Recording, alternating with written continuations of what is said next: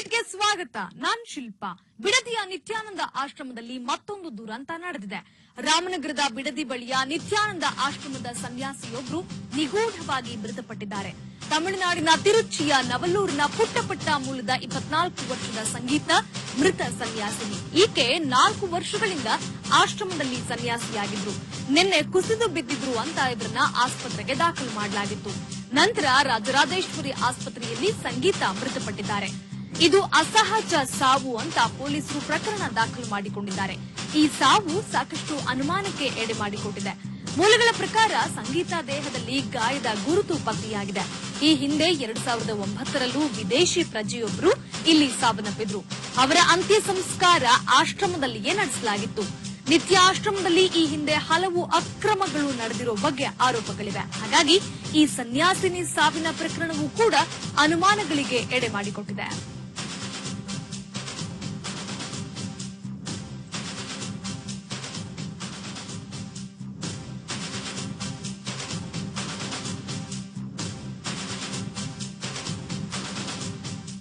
ಈ ಬಗ್ಗೆ ಮತ್ತಷ್ಟು ಮಾಹಿತಿ ಕೊಡ್ತಾರೆ ನಮ್ಮ ಪ್ರತಿನಿಧಿ ಲಿಂಗರಾಜು. ಯಾವಾಗ ಸಂಗೀತ ಅವರು ಮೃತಪಟ್ಟಿರೋದು, ಹೇಗಾಗಿರೋದು ಇವರ ಸಾವು? ಲಿಂಗರಾಜು.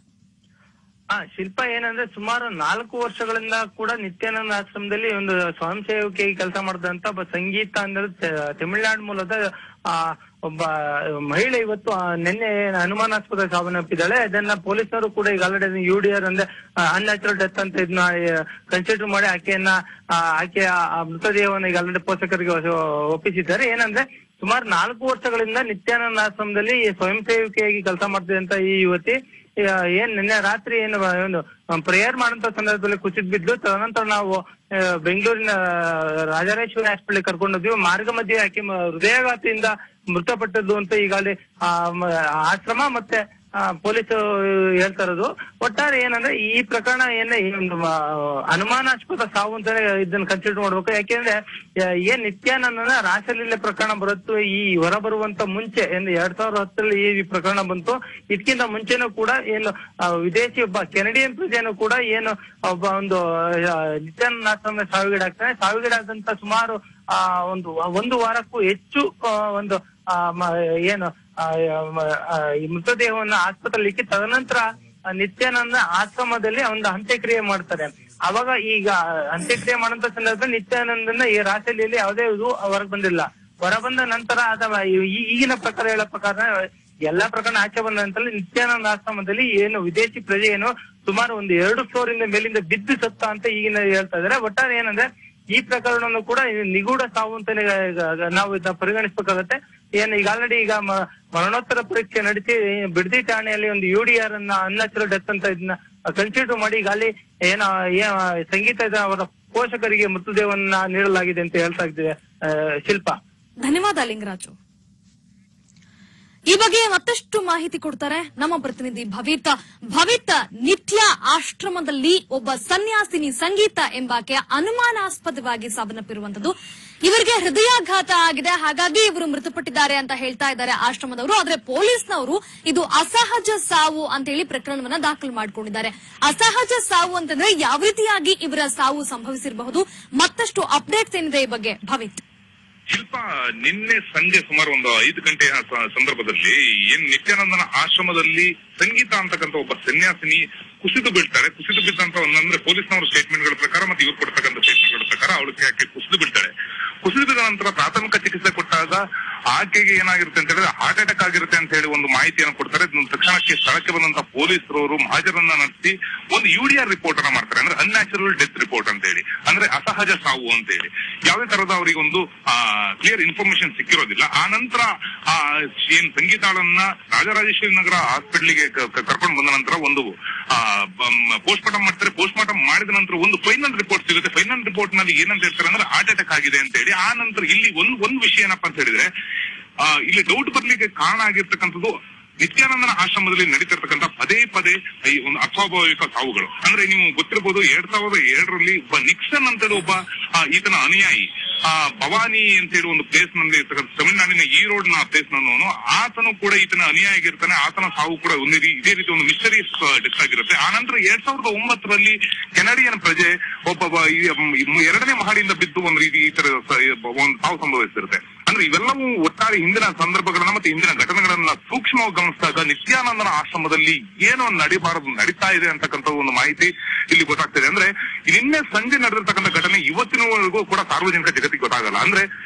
24 ಗಂಟೆಗಳ ಕಳೆದ ನಂತರ ಏನು ಸಾರ್ವಜನಿಕರಿಗೆ ಬರುತ್ತೆ. ಅಂದ್ರೆ ಆಶ್ರಮದಲ್ಲಿ ಒಳಗೆ ಇರ್ತಕ್ಕಂಥ ನಡೆಯುವಂತ ಘಟನೆಗಳು 4 ಗೋಡೆಗಳನ್ನ ದಾಟಿ ಬರಲ್ಲ ಅಂದಾಗ ಎಲ್ಲೋ ಒಂದ್ ರೀತಿ ಅನುಮಾನಕ್ಕೆ ಒಂದು ಎಡೆ ಮಾಡೋದಂತಿದೆ. ಅಂದ್ರೆ ಒಡಿ ನಿತ್ಯಾನಂದನ ಆಶ್ರಮದಲ್ಲಿ ಹೇಗೆ ಈ ತರದೆಲ್ಲ ಘಟನೆಗಳು ನಡೀತವೆ ಅಂತೇಳಿ. ಅಂದ್ರೆ 24 ವರ್ಷದ ಯುವತಿ ಅದು. ಆಕೆ ನೋಡಿ ಒಂದು ವಿಷಯ ನಾನು ತುಂಬಾ ಸ್ಪಷ್ಟವಾಗಿ ಅರ್ಥಕೋಬೇಕಾಗತ್ತೆ. ಯಾಕಂತ ಹೇಳಿದ್ರೆ 24 ವರ್ಷದ ಯಾವುದೇ ಒಂದು ಒಬ್ಬ ವಯಸ್ಸಿನವರಿಗೆ ಹಾರ್ಟ್ ಅಟ್ಯಾಕ್ ಆಗಂತಹ ಸಂಭವಗಳು ತುಂಬಾ ಕಮ್ಮಿ. ಅಂದ್ರೆ ವೈದ್ಯಕೀಯ ನೀವು ಅಂಕಿಅಂಶಗಳನ್ನು ತೆಗೆದುಕೊಂಡ್ರೆ, ಯಾಕಂತ ಹೇಳಿದ್ರೆ ತುಂಬಾ ಧ್ಯಾನ ಅತ್ಯಂತ ಒಂದು ಲಿಮಿಟೆಡ್ ಇರ್ತಕ್ಕಂಥ ಒಂದು ಪ್ಲೇಸ್ ಅದು.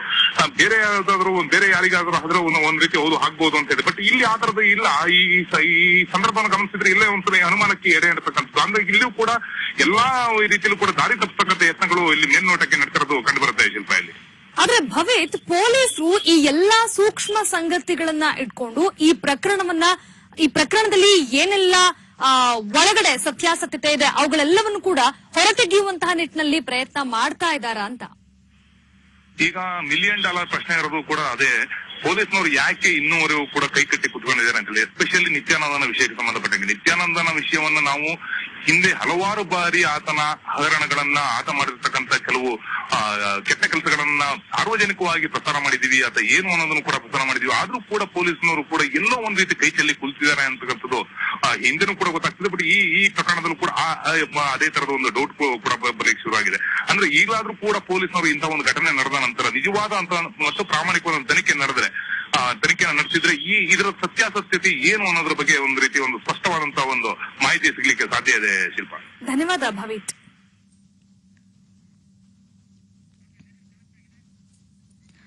ಇನ್ನು ಈ ಬಗ್ಗೆ ಮಾತನಾಡೋದಕ್ಕೆ ನಿತ್ಯಾನಂದನ ವಿರುದ್ಧ ದೂರು ಕೊಟ್ಟಿರುವಂತಹ ಲೆನಿನ್ ಅವರು ನಮ್ ಜೊತೆ ದೂರವಾಣಿ ಸಂಪರ್ಕದಲ್ಲಿದ್ದಾರೆ. ನಮಸ್ತೆ ಲೆನಿನ್ ಅವರೇ. ನಮಸ್ತೆ ಮೇಡಮ್. ನಮಸ್ಕಾರ ಮೇಡಮ್. ಲೆನಿನ್ ಅವರೇ, ನಿತ್ಯಾನಂದನ ಆಶ್ರಮದಲ್ಲಿ ಸಂಗೀತ ಎಂಬ ಸನ್ಯಾಸಿನಿ ಸಾವನ್ನಪ್ಪಿದ್ದಾರೆ. ಇದು ಸಾಕಷ್ಟು ಅನುಮಾನಗಳನ್ನ ಮೂಡಿಸ್ತಾ ಇದೆ. ಯಾಕಂದ್ರೆ ನಿಮ್ಗೂ ಕೂಡ ಗೊತ್ತು ನಿತ್ಯಾನಂದನ ಆಶ್ರಮದಲ್ಲಿ ಈ ಹಿಂದೆ ಯಾರೆಲ್ಲ ಸಾವನ್ನಪ್ಪಿದ್ದಾರೆ ಅಂತ ಹೇಳಿ. ಏನ್ ಹೇಳ್ತೀರಿ ಈ ಬಗ್ಗೆ ಲೆನಿನ್ ಅವರೇ? ಇದು ಶಾಕಿಂಗ್ ನ್ಯೂಸ್ ಮೇಡಮ್. ಇದು ಇದೇ ಮಾರಿ ಸೇಮ್ ಥಿಂಗ್ ಹ್ಯಾಪನ್ 2009 లో. ಓಕೆ. ஒரு Canadian also death happened. I am the eye witness and I only went admitted in BJS hospital. Already death ಆಗಿತ್ತು. ಅದು ಕೆನಡಿಯನ್ ಡೆತ್. ಅದು ಪೋಸ್ಟ್ ಮಾಡ ರಿಪೋರ್ಟ್ ಹಾರ್ಟ್ ಅಟ್ಯಾಕ್ ನ ಸೇಮ್ ಕ್ಲೈಮ್ ಮಾಡಿದ್ದಾನೆ ನಿತ್ಯಾನಂದ ಫೆವರಿಟಿ. ಇದೆಲ್ಲಾಮೇ ನಾ inform ಮಾಡಿದ್ದೇನೆ ಪೊಲೀಸ್ ಕಂಪ್ಲೇಂಟ್ 2010 ಡಿಟೇಲ್ ಆಗಿದ್ದೇನೆ. Same private hospital ಆಗಿದ್ದಾನೆ, ಗವರ್ಮೆಂಟ್ ಹಾಸ್ಪಿಟಲ್ ಹೋಗಿಲ್ಲ. ಇದು ಅವಳ ರೆಗ್ಯುಲರ್ ಸ್ಟ್ರಾಟಜಿ. ನಿತ್ಯಾನಂದ ಆಶ್ರಮಕ್ಕೆ ಇದು ರೆಗ್ಯುಲರ್ ಫಾಲ್ಸ್ ಡಾಕ್ಯುಮೆಂಟ್ ಹಾಕಿ ಸ್ಟ್ರಾಟಜಿ ಆಗುತ್ತೆ. ಈವನ್ ರೀಸೆಂಟ್ ನಮ್ಮ ಸಮಯ ನ್ಯೂಸ್ ಬಂದ್ರೆ 2010 ஒரு ನಿಕ್ಸನ್ ನಿತ್ಯಾನಂದ ಆಶ್ರಮ ಡೆತ್ ಆಗಿದೆ ಅನ್ನೋ ಅದು ಇನ್ವೆಸ್ಟಿಗೇಷನ್ ಪೆಂಡಿಂಗ್ ಇದೆ. Third death continues mystery death 2009 same BJS hospital 2 ashrams admit ಮಾಡಿದ್ದಾರೆ. ಸೂಸೈಡ್ ಅಡ್ಮಿಟ್ ಆಗಿ ಹಾಸ್ಪಿಟಲ್ ಲೇಟರ್ ರಿಕವರಿ ಆಗಿದೆ. Continues mystery death, so many rape ಇದು ಕಂಟಿನ್ಯೂಸ್ ಆಗಿದೆ. ನೋಡ್ಬೇಕು ಗವರ್ಮೆಂಟ್ ಪೊಲೀಸ್ ಸೀರಿಯಸ್ ಆಗಿ ನೋಡ್ಬೇಕು. ನೋಡ ರಿಕ್ವೆಸ್ಟ್. ಓಕೆ ಲೆನಿನ್ ಅವರೇ, ಆ 2 ಸಾವಿನ ಪ್ರಕರಣಗಳು ಹೇಗಾಗಿದ್ವು? ಇದು ಅದು ಮ್ಯಾನೇಜ್ ಮಾಡಿದ್ದೇನಲ್ವಾ ಮೇಡಮ್. ಗವರ್ಮೆಂಟ್ ಹಾಸ್ಪಿಟಲ್ಗೆ ಹೋಗಿಲ್ಲ, ಡೆತ್ ಆಗಿತ್ತು. ಜಸ್ಟ್ ಬಾಡಿ ಎತ್ತಿದ್ ಹೋಯ್ತು. I will tell you in English. They bring the body from the ashram.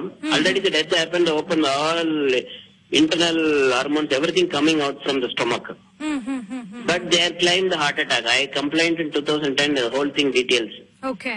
But as per the hospital records, the BJS they have claimed the heart attack. So ಅದೇ ಸ್ಟ್ರಾಟಜಿನ continue ಮಾಡ್ತಿದ್ದಾರೆ ಅಂತ same ಇದು ಮಾಡಿದ್ದಾರೆ. ಇದು shocking. ನನಗೂ really one more shocking ಇದು. ಹುಡುಗಿ I heard it is from Trichy. ಅವ್ರ ವಿಲೇಜ್ ಲಾಸ್ಟ್ 4 years ಆಶ್ರಮ ಇದ್ದಾರೆ. 24 years ಜೈಲ್ಗೆ ಒಂದು heart attack. Really it is surprising shocking. ಇದು ಶಾಕಿಂಗ್ ನ್ಯೂಸ್. ಇದು ಸಮ್ ಮಿಸ್ಟ್ರಿ ಇದೆ, ಡೆಫಿನೆಟ್ ಆಗಿ ಮಿಸ್ಟ್ರಿ ಇದೆ. ಇದು I heard through the media some people told before come to hospital that death happen there no. ಆ ಯುವತಿ ದೇಹದ ಮೇಲೆ ಗಾಯದ ಗುರುತು ಕೂಡ ಪತ್ತೆ ಆಗಿದೆಯಂತೆ, ಹೇಳಲಾಗ್ತಾ ಇದೆ ಹಾಗಂತ. So ಹಾಗಾಗಿ ಹೇಗಾಗಿರ್ಬಹುದು ಅಂತ ಹೇಳ್ತೀರಿ ಲೆನಿನ್ ಅವ್ರೆ? ಇದು ಗೊತ್ತಿಲ್ಲ ಮೇಡಮ್, ಏನೋ ಸಮ್ ಮಿಸ್ಟ್ರಿ ಇದೆ, ಅದು ಮಟ್ಟ 100% ಗೊತ್ತಾಯ್ತು. ಬಟ್ ಪೊಲೀಸ್ ಅದು ನೋಡ್ಬೇಕು, ಡೀಟೇಲ್ಸ್ ನೋಡ್ಬೇಕು ಅದು. ಈ ಆಶ್ರಮ ನಿತ್ಯಾನಂದ ಆಶ್ರಮ ಲೇಡೀಸ್ಗೋ அல்லது ಚಿಲ್ಡ್ರನ್ಸ್ಗೋ ಎಂದ ಸೇಫ್ಟಿ ಇಲ್ಲ ಅಂಗಿರೋದು ಒನ್ ಮೋರ್ ಟೈಮ್ ಇದು ಪ್ರೂವ್ ಆಗುತ್ತೆ. ಗುರುಕುಲ್ ಪೀಪಲ್ ಇದಾರೆ, Gurukul young name I don't want name, but ಇದು attempt suicide in 2009 Gurukul boy. Correct. Same BGS hospital admit ಆಗಿ 1 week serious ICU intensive care ಆಮೇಲೆ ರಿಕವರಿ ಆಗುತ್ತೆ. ಕರೆಕ್ಟ್.